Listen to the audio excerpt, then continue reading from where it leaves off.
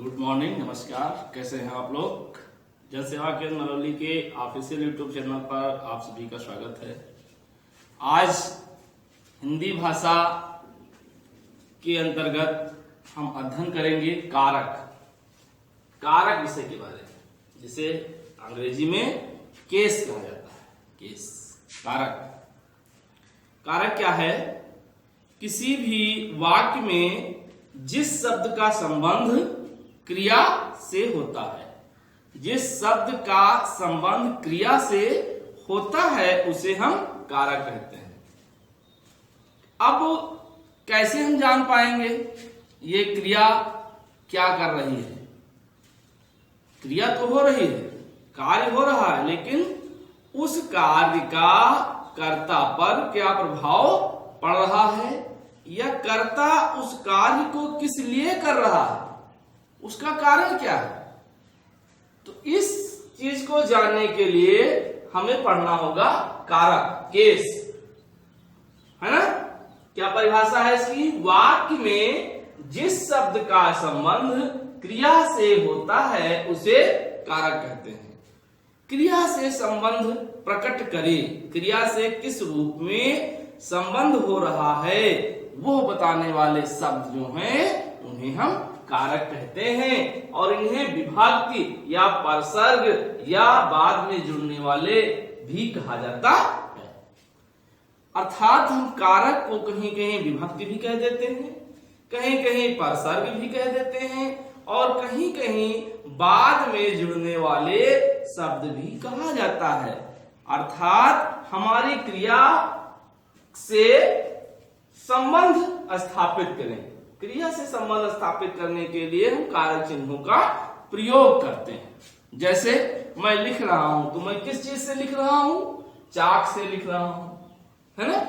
मैं बोल रहा हूं, मुंह से बोल रहा हूं, है ना। तो इस प्रकार से क्रिया का संबंध प्रकट करने वाले जो शब्द होते हैं वो कारक कहलाते हैं, और ये शब्द सामान्यतः स्वतंत्र होते हैं।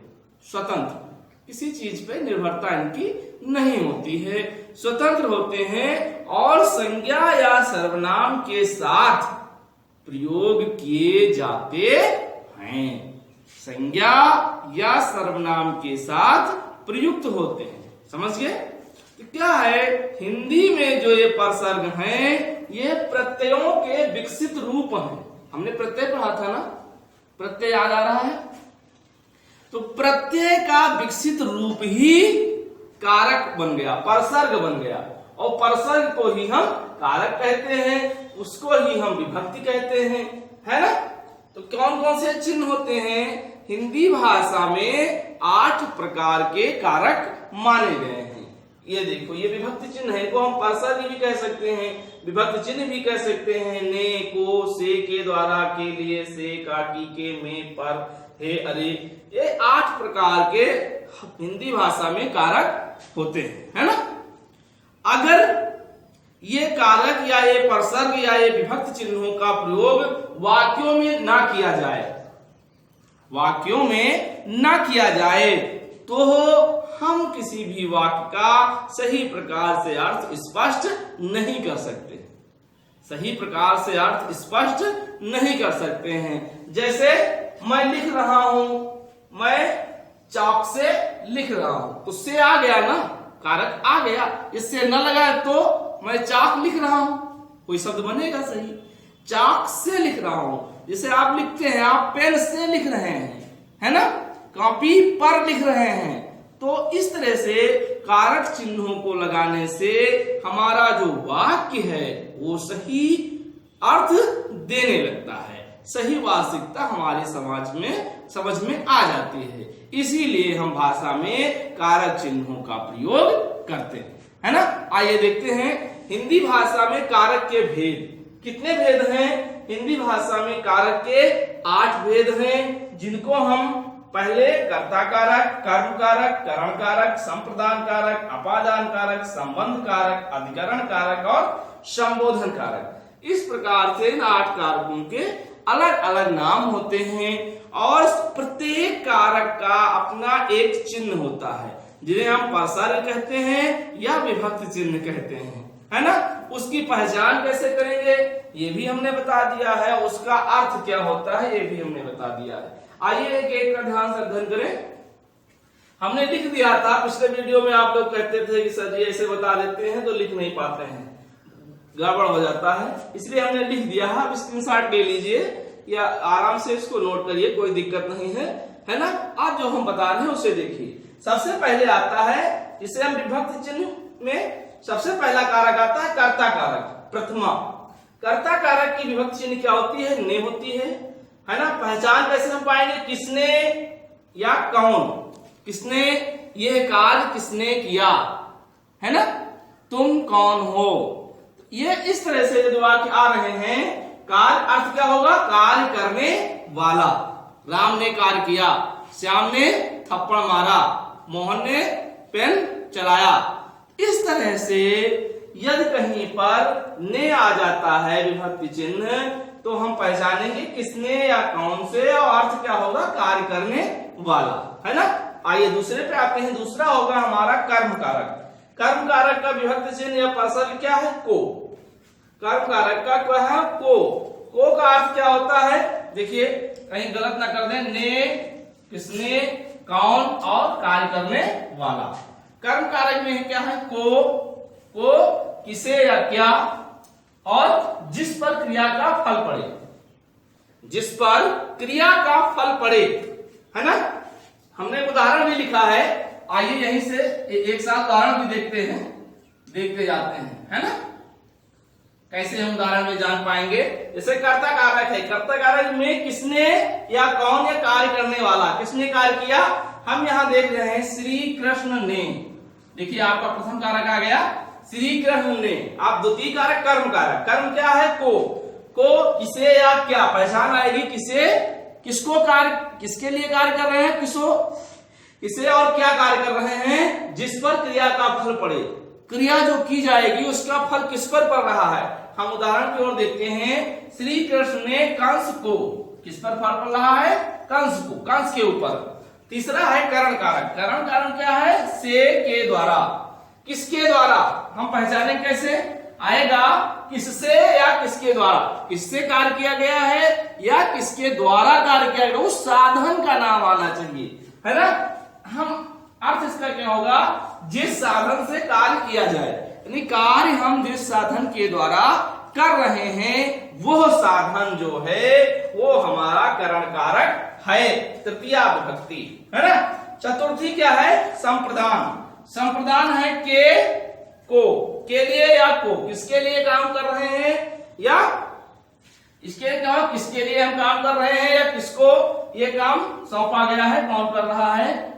अर्थ क्या होगा इसका, जिसके लिए कुछ भी किया जाए, है ना। चलिए आगे देखते हैं। करण कारक का क्या है, करण कारक में हमने पढ़ा किससे, जिस साधन से काम किया जाए। उदाहरण देखते हैं, किससे, गदा से, गदा से काम किया जा रहा है, किससे काम किया जा रहा है, गदा से। संप्रदान कारक के लिए, किसके लिए और जिसके लिए कुछ किया जाए, किसके लिए किया गया, धर्म की रक्षा के लिए, किसके लिए, धर्म की रक्षा के लिए, किसके लिए, धर्म की रक्षा के लिए। अब हम पंचमी आते हैं, अपादान कारक। अपादान कारक क्या है, से अलग होना, यानी एक वस्तु जो है वो अपने मूल स्थान से अलग हो रही है, वृक्ष से पत्ते गिर रहे हैं, है ना, तो अलग होना।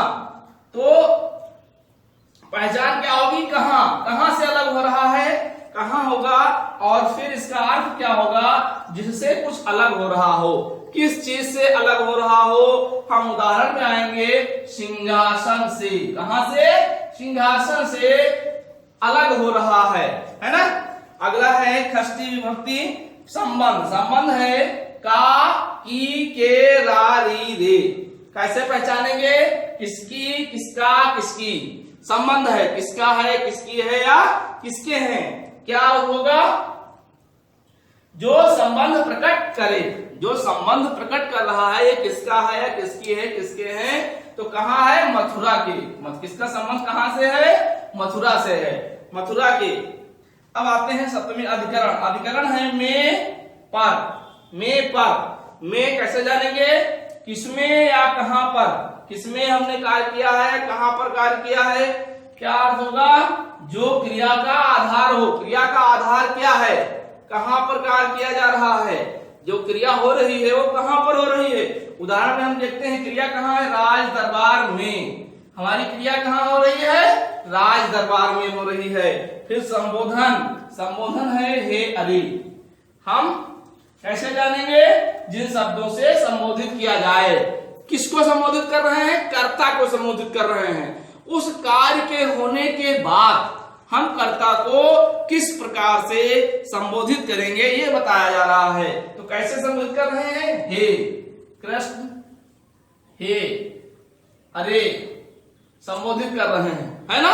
आइए ग्रुप में देखते हैं क्या है, श्री कृष्ण ने, पहली विभक्ति कर्ता कारक, कर्ता कौन है, श्री कृष्ण। कंस को, कर्म कारक, किसको, कंस को। फिर कर्ण से के द्वारा, गदा से, गदा से अर्थात कर्ण कारक गदा से। धर्म की रक्षा के लिए, संप्रदान कारक के लिए को, है ना। सिंहासन से, अपादान कारक, किससे अलग हो रहा है, सिंहासन से अलग करके, सिंहासन से गिराकर, अर्थात सिंहासन से अलग करके। संबंध कारक काकी के रारी रे, उसका संबंध कहाँ था, मथुरा के राज दरबार, मथुरा के राज दरबार में संबंध था। अधिकरण में पर संबोधन है, कहां पर, मथुरा के संबंध था, और कहां पर, राज दरबार में मारा, राज दरबार में मारा। और फिर जब कंस मर गया तो जो लोग बचे वो हे कृष्ण जय कृष्ण कहने लगे, सभी लोग जय जय कृष्ण की जयकार करने लगे। तो इस प्रकार से यदि आप यह एक वाक्य, मात्र एक वाक्य आप याद कर लेंगे तो आप कारक को कभी भी नहीं भूल सकते हैं। क्या वाक्य है, श्री कृष्ण ने कंस को गदा से धर्म की रक्षा के लिए सिंहासन से गिराकर मथुरा के राज दरबार में मारा। श्री कृष्ण ने कंस नामक अध्याय का अंत कर दिया। बस इतना आपको याद है, आपका कारक तैयार है, विभक्ति भी आपको तैयार है, अर्थ भी आपको पता चल जाएगा और पहचान भी आपको मिल जाएगी। हे कृष्ण जय कृष्ण सभी कहने लगे। आप कृष्ण की जय जयकार करते रहिए और कारक को याद करते रहिए, है ना। तो इस प्रकार से यदि आप एक छोटा सा उदाहरण याद करेंगे तो आपको सारे विभक्ति चिन्ह परसर्ग आपको याद हो जाएंगे, कारक के भेद याद हो जाएंगे, कारक के प्रकार याद हो जाएंगे, उनकी विभक्ति चिन्ह याद हो जाएगी। और फिर भी यदि कहीं आपको कोई दिक्कत हो रही है तो आप हमसे संपर्क कर सकते हैं। बहुत बहुत धन्यवाद, नमस्कार।